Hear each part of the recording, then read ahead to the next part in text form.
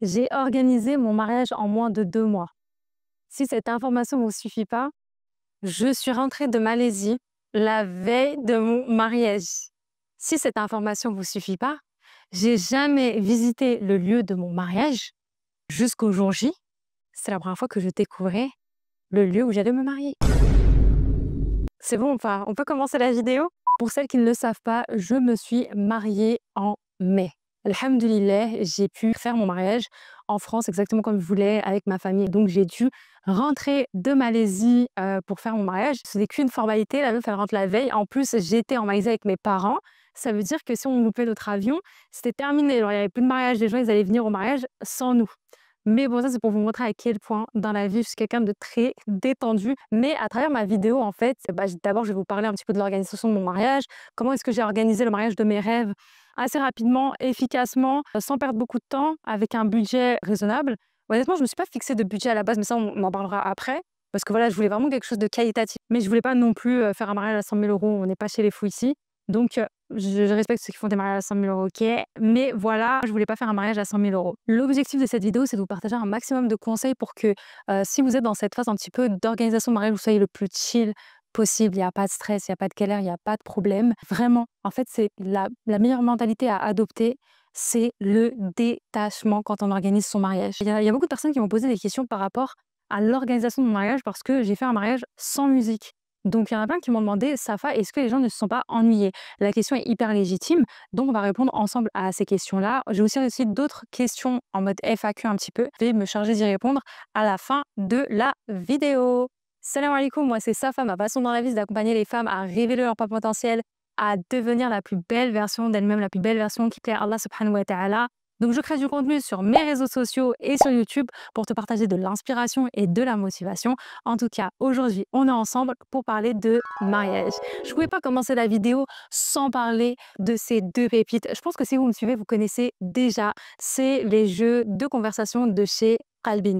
Bon, jeu est un grand mot parce que, par exemple, pour lui, c'est plutôt assez sérieux. C'est pour toutes celles et ceux qui sont en phase de pré-mariage, c'est-à-dire en phase de muqabala et qui savent pas trop quelles sont les questions à aborder pendant cette phase-là. Et ben, vous avez les cartes Qadar qui vont vous permettre de poser les bonnes questions à la bonne personne et savoir si oui ou non elle est compatible avec vous. Donc vous avez énormément de questions. Soit vous posez la question directement à votre prétendant, soit vous pouvez vous poser la question à vous-même pour savoir un petit peu quelles sont vos exigences, quelles sont vos attentes, quels sont vos non négociables. Je trouve que c'est un excellent exercice à faire avec soi-même pour savoir un petit peu qu'est-ce qu'on attend de l'autre.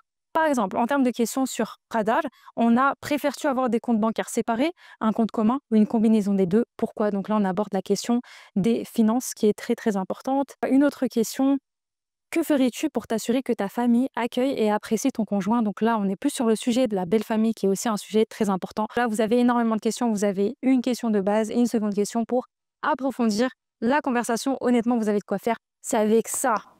C'est avec ça, vous savez pas si c'est la bonne personne ou pas. I don't know. Et pour les personnes qui sont plutôt dans cette phase où elles sont déjà mariées, là, on a plutôt le jeu Hey Baby.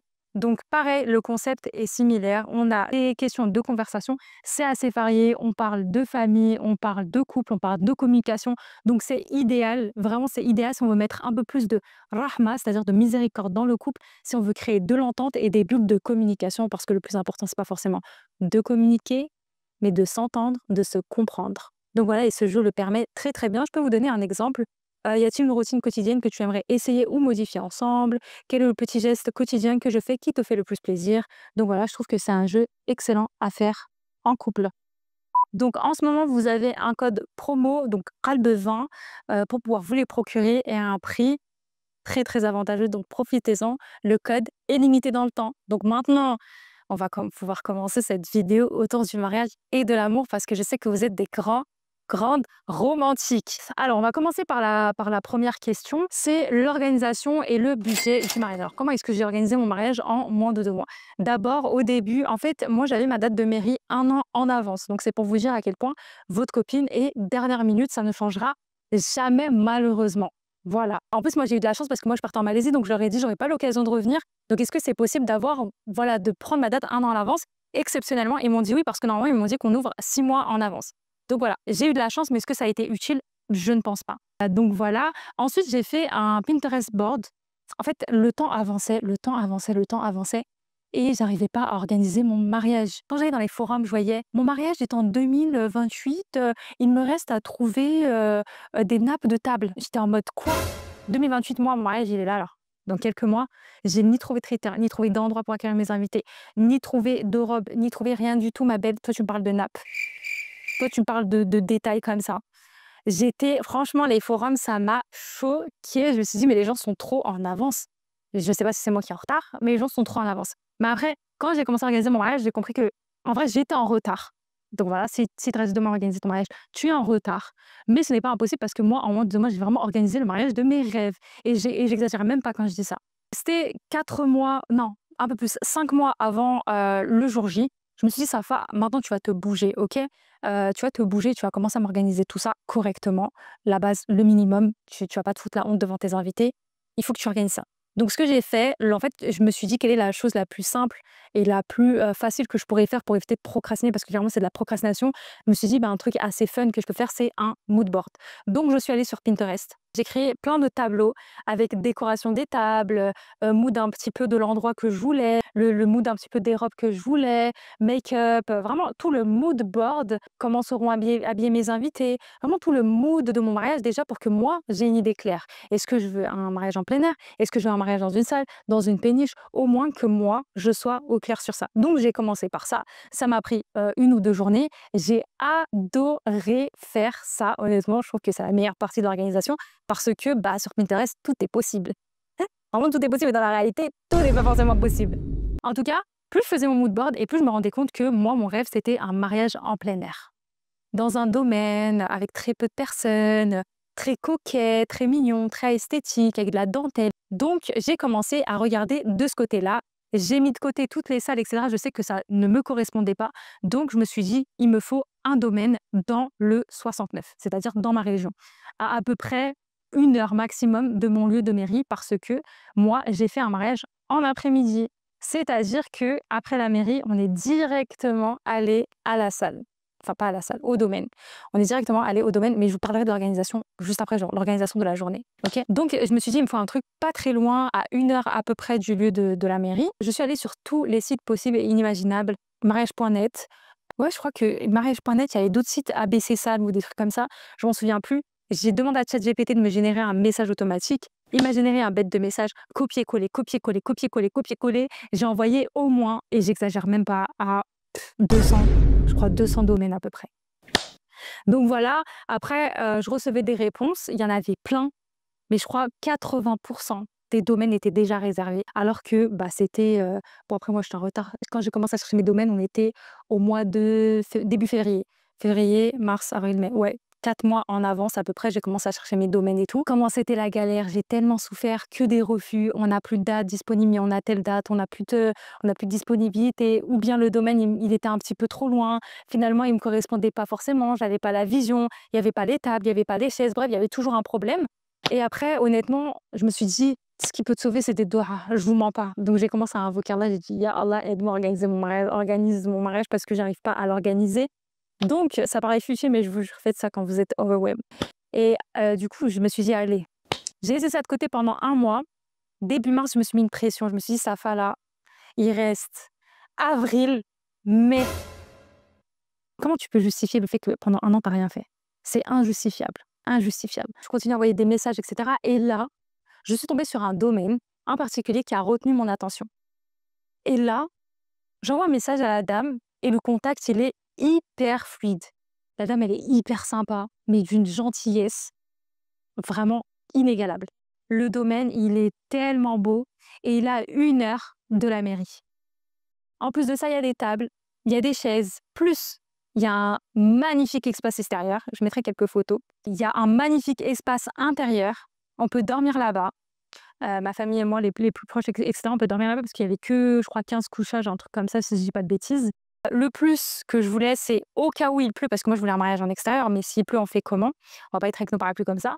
Il y avait une salle de réception, voilà, une petite salle de réception assez sympa, en mode pierre apparente, etc.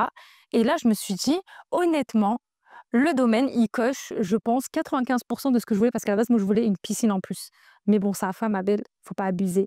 Donc je me suis dit: «Bon, la piscine, c'est juste pour, le mood, un petit peu dolce vita», mais c'était pas non plus nécessaire, c'était un négociable. Voilà, moi, je voulais un bel extérieur, c'était un non négociable, mais voilà, en termes de piscine, c'était un négociable, donc je me suis dit: «Bon, c'est maintenant ou jamais».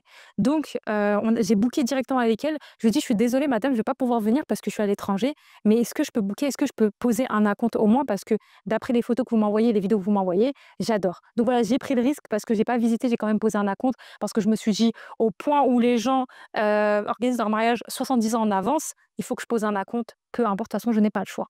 OK? Donc j'ai posé un acompte. Au moins mars, je crois que c'était fin mars, mon endroit, il était booké, j'ai été contente. Je me suis dit: «À partir de là, c'est bon». À partir de là, c'est bon parce que le reste, normalement, c'est facile. Puisque tu organises un mariage sans musique, tout ce dont tu as besoin, c'est de la nourriture, c'est-à-dire un bon traiteur. Tu as besoin de ta robe de mariée, mais ça, je vous dirai. Tu as besoin, d'une voiture de location, mais ça, c'est assez simple. En gros, tu as une pièce montée et une décoration de table, quoi. Genre, c'est tout. En fait, je me suis dit: «En fait, un mariage, c'est pas compliqué». Genre, c'est pas compliqué, surtout un mariage comme moi j'ai fait, c'était un mariage très simple. Je voulais pas me prendre la tête, c'est pas compliqué.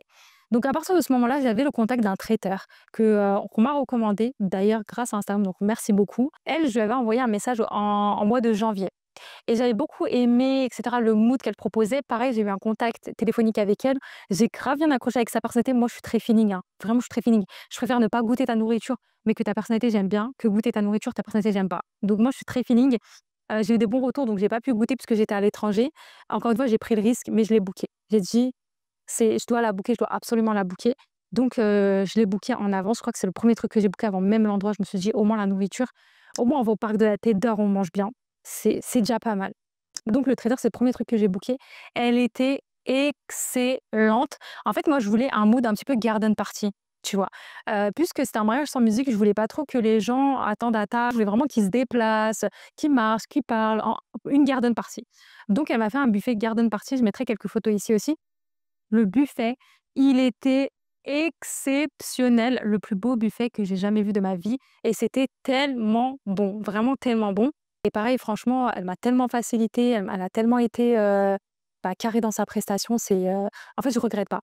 Au niveau du tarif, moi j'avais booké pour 60 mais on était une quarantaine de personnes, mais je voulais booker pour plus au cas où et aussi parce que, on avait le domaine pendant 2 jours. Je vous ai pas dit ça, on avait le domaine pendant 2 jours.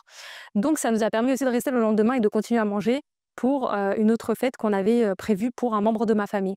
Donc c'est pour ça que j'ai booké pour, 60 personnes. J'ai payé bon, je vous dirai après combien j'ai payé. OK? Je vous ferai le total après de combien j'ai payé. Ensuite, au niveau de ma robe de mariée, pareil, j'avais fait un mood board et c'est ma meilleure amie qui me l'a offerte parce qu'elle a une boutique de robes de mariée, je vous mettrai juste là et elle m'a offert la robe de mariée donc honnêtement, c'est pas négligeable comme cadeau et ça m'a fait plaisir parce que, le cadeau, il est exceptionnel. C'est un souvenir que je garderai toute ma vie et voilà, elle me l'a fait sur mesure. En plus, elle était en Malaisie quand je l'ai essayé devant elle, donc franchement, parfait. Au niveau de mes autres robes, parce que j'ai décidé de porter d'autres robes, donc même si tu fais pas un mariage avec de la musique, tu peux aussi mettre en valeur ta culture. Par exemple, moi, je suis Chaoui, il me tenait à cœur de mettre une robe Chaoui. Je voulais aussi mettre un kérékou, mais mon kérékou n'est pas arrivé à temps, mais voilà, au moins j'ai pu mettre ma robe Chaoui. J'ai aussi mis un caftan parce que j'aime trop les caftans. Donc voilà et les robes traditionnelles, c'est l'Amsati qui me les a offertes, donc pareil, honnêtement, c'est non négligeable. Les robes, elles étaient exceptionnelles. Elle me l'a fait sur mesure, la robe Chloé, elle me l'a fait sur mesure avec tous les accessoires et cetera. Exactement comme ce que je voulais. En vrai, c'est elle qui a décidé, je vais pas mentir, c'est elle qui a décidé tous les détails parce que moi, ouais, j'ai dit: «Je te fais confiance et tout, c'est toi l'artiste, c'est toi la designer». Donc elle m'a vraiment tout designé, elle m'a mis des manches, ça sera un héritage et une robe que je vais garder toute ma vie. Donc merci beaucoup à à mes 2 meilleures amies de m'avoir offert, des robes exceptionnelles que je vais garder toute ma vie. Donc voilà, je vous recommande vraiment ces 2 marques parce qu'elles sont incroyables. Pour tout ce qui est pièces montées, parce que je voulais aussi une pièce montée, j'adore les pièces montées, je trouve que esthétiquement parlant, c'est magnifique. J'ai eu de la chance parce que c'est mon traiteur qui m'a recommandé la pâtissière et pareil, en fait, moi je te fais confiance, tu as l'air d'être une personne de confiance, je te fais confiance et je pense que parfois la naïveté, ça paye. Parce que moi, dans ma naïveté, tout était parfait. Je vais pas mentir, tout était parfait. Le gâteau, il était exceptionnel. Je crois que j'ai jamais goûté un gâteau pareil dans un mariage. Il était onctueux, délicieux, pas sec, il y avait pas de pâte à sucre, enfin, il était incroyable. Tout le monde a adoré. Il était à base de une moitié parce que, en fait, je voulais vraiment satisfaire tous mes invités, donc il y avait une partie fruits rouges. Je sais plus c'était quel goût exactement, il y avait, vraiment des goûts très travaillés. Un, c'était chocolat praliné et l'autre, c'était fruits rouges, avec un autre truc, avec un autre goût travaillé, mais je me rappelle plus exactement. C'était délicieux. Pareil, j'ai pris pour 60, personnes. Comme ça, le lendemain, on en a bien mangé. Pour la deuxième fête, franchement, excellent. Je vous mettrai le contact en barre de description et les photos du gâteau, exactement comme sur mon Pinterest board. Exactement, je lui ai envoyé des photos, je lui ai dit: «Est-ce que tu peux me faire ça?» Mais après je lui ai dit: «Si c'est pas possible, c'est pas grave, genre tu me fais un truc, dans le même mood». Honnêtement, quand tu organises ton mariage, il faut aussi que tu sois flexible. C'est pas grave si c'est pas exactement comme sur ta photo, ça peut s'en rapprocher. Faut aussi laisser les professionnels faire leur travail. Moi, c'est pas mon travail de faire des gâteaux, mais quand je t'envoie une photo, tu sais ce qui est faisable, ce qui est pas faisable dans ton cas. Donc moi, je préfère faire confiance aux professionnels.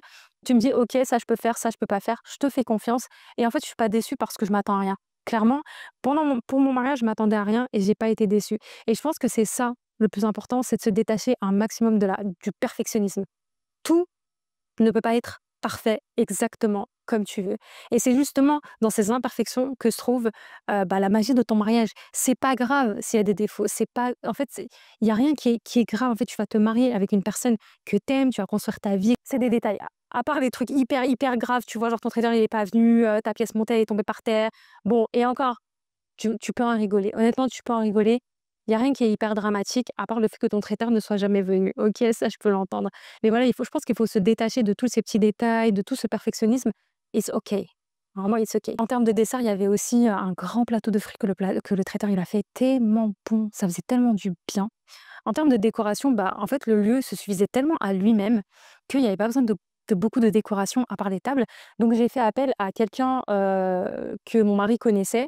C'est quelqu'un de son entourage qui nous a fait la décoration des tables. C'était un prestataire, on l'a rémunéré. Le travail, il a été très, très bien fait. Pareil, j'ai envoyé un petit peu le mood de mon vision board. Moi, ce que je voulais, c'était vraiment des fleurs fraîches, ça me tenait à cœur. Donc il m'a fait exactement ce que je voulais, même au-delà de ce que je voulais, mais pareil, j'avais pas forcément d'attente. J'avais un mood un petit peu, je voulais beaucoup de dentelle, des fleurs blanches et cetera, du minimalisme, des bougies et c'était, au-delà de ce que je m'attendais. Quand je suis arrivée dans le domaine, déjà, j'avais jamais vu le domaine. Genre la meuf, elle débarque le jour de son mariage, elle a jamais visité le domaine dans lequel elle va se marier et le jour, la dame, elle m'a dit: «J'ai jamais vu de mariée comme vous». Je lui ai dit: «Mais madame, genre, moi, je vous fais confiance, en fait». Je lui ai dit: «Je vous mets confiance». Elle m'a envoyé des belles photos. Moi, je me dis: «C'est bon, enfin, pourquoi je vais venir 150 000 fois et tout?» En plus, enfin, si j'étais là, j'aurais fait l'effort d'y aller, mais là, j'étais pas là et il y avait personne de ma famille qui pouvait y aller. Mes parents étant en Algérie, après, ils sont venus en Malaisie, donc je pouvais mobiliser personne. En plus, j'aime pas forcément déranger les gens, donc voilà et ouais, les tables, elles étaient en rond dans le jardin. En fait, le jardin était tellement beau, c'était un mood un petit peu bucolique qu'il y avait pas besoin de faire beaucoup de décoration parce que le jardin se suffisait à lui-même.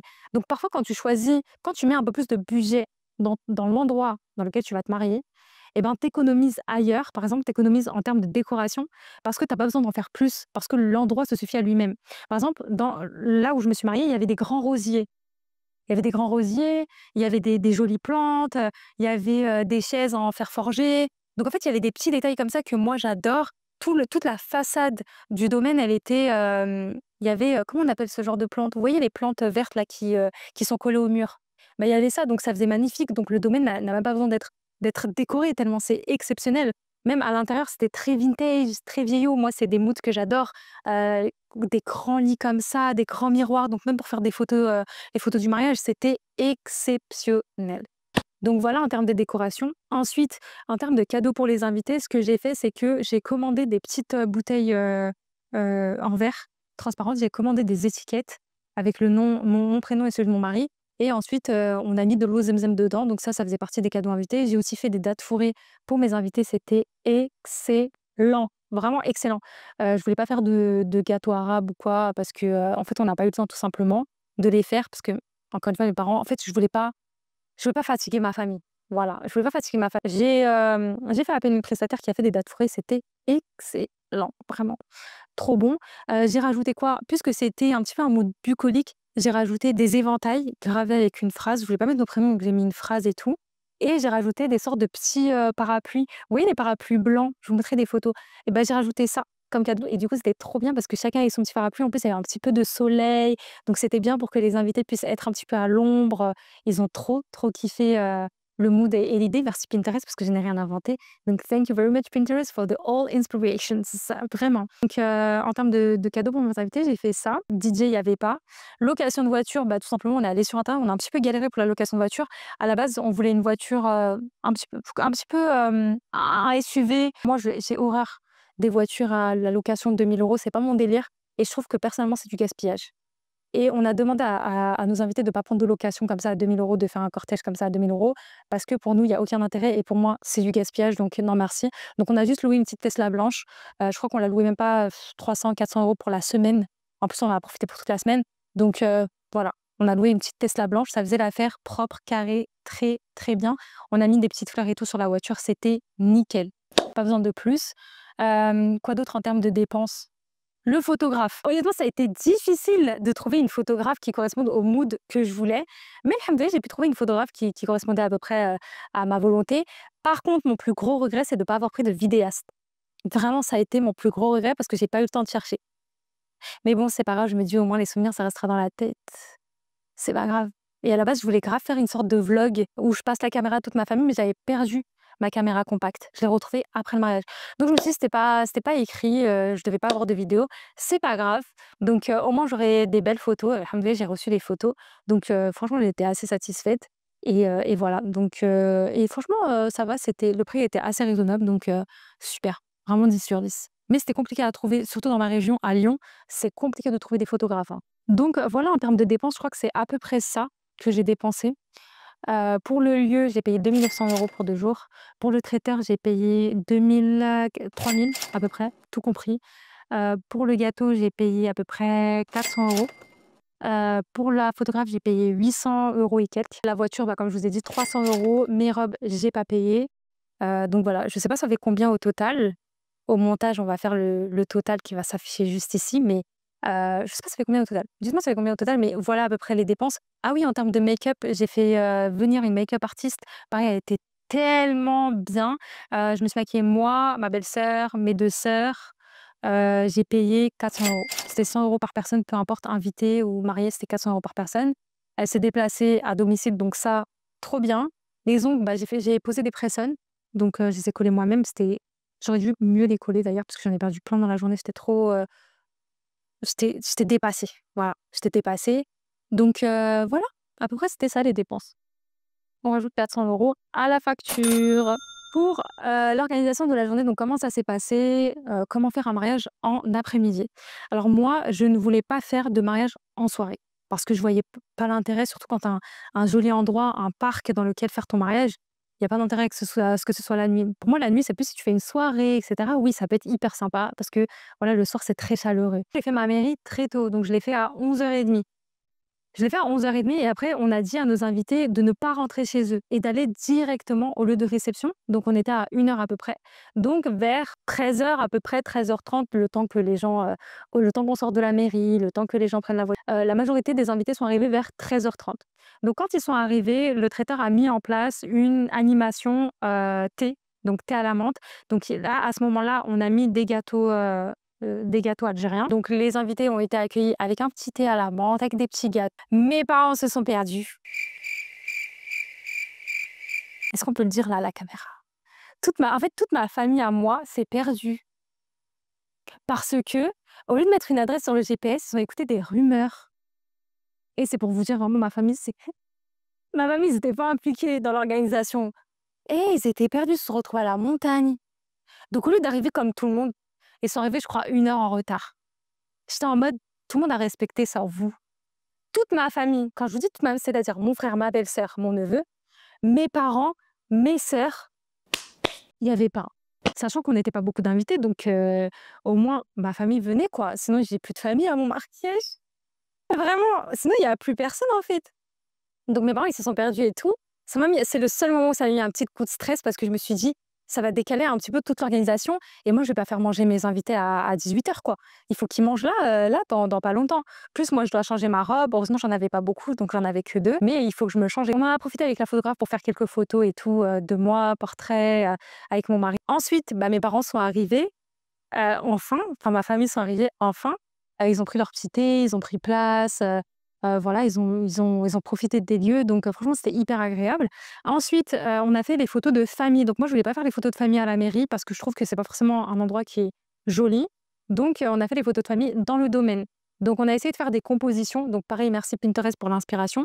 On a fait des compositions avec des personnes assises, des personnes debout parce que j'ai horreur. Je sais pas vous, mais moi j'ai horreur des photos de famille, on est tous alignés, on voit même pas qui est qui sur la photo. Moi, je voulais pas ça, je voulais vraiment des photos avec des gens qui se connaissent déjà. Parce que je pense qu'ils ont aucun intérêt à avoir des photos avec des gens qui connaissent pas, tu vois? Donc on a fait des compositions. Honnêtement, puisqu'on n'était pas beaucoup, c'est allé assez vite. On a fait des photos de couple et là, le traiteur, il nous a dit: «Bon, on va commencer à poser le buffet, on va manger». Donc c'est trop bien parce que le traiteur, il a un petit peu donné ça a été un petit peu le chef d'orchestre, du mariage parce que moi, si je m'écoutais, en vrai, mes invités, ils auraient mangé à 20h50, vraiment. Donc c'était un peu le chef d'orchestre et tout. Donc elle a posé le buffet, on a ouvert le buffet, mon mari et moi, on a ouvert le buffet, il était, comme je vous ai dit, exceptionnel. C'était un buffet chaud, froid, donc il y avait de tout. Vraiment, il y avait de tous les goûts. Je voulais vraiment que tout le monde y trouve son compte et j'ai ajouté quelques animations pour mettre un petit peu plus d'ambiance. Donc j'ai mis une animation burrata et une animation grillade pour que ça fasse vraiment très chaleureux, très garden party. Donc voilà, les gens, ils ont pris leur assiette, ils ont mangé, en même temps, ils parlaient, ils discutaient, c'était très agréable de pouvoir, bah, discuter avec tout le monde. Volontairement, j'ai pas mis d'endroit où mon mari et moi, on était assis. Enfin, il y avait pas de trône, il y avait pas de table que pour nous. On voulait manger vraiment avec tout le monde, donc voilà, on essaie de parler avec tout le monde, de profiter avec tout le monde parce que, bah, on n'est pas beaucoup, donc autant profiter du fait qu'on soit pas beaucoup. C'est une opportunité, quoi, de remercier les gens d'être venus, de manger avec eux, de passer du temps avec eux. Ensuite, on continue à faire des photos. Les gens, ils profitaient du lieu. Moi, je suis allée me changer. J'ai mis, ma tenue chaoui pour être un petit peu plus à l'aise. On continue à manger et cetera et là, on continue à faire des photos, à discuter, à échanger, à rigoler, nin nin nin nin. Vraiment, en fait, il y avait pas besoin d'animation particulière. Vraiment, il y avait pas besoin d'animation particulière. Pour toutes celles qui ont peur de qu'on s'ennuie à leur mariage parce qu'il y a pas de musique, honnêtement, les gens, ils parlent entre eux. Moi, j'ai pas senti que les gens se sont particulièrement ennuyés, bien au contraire.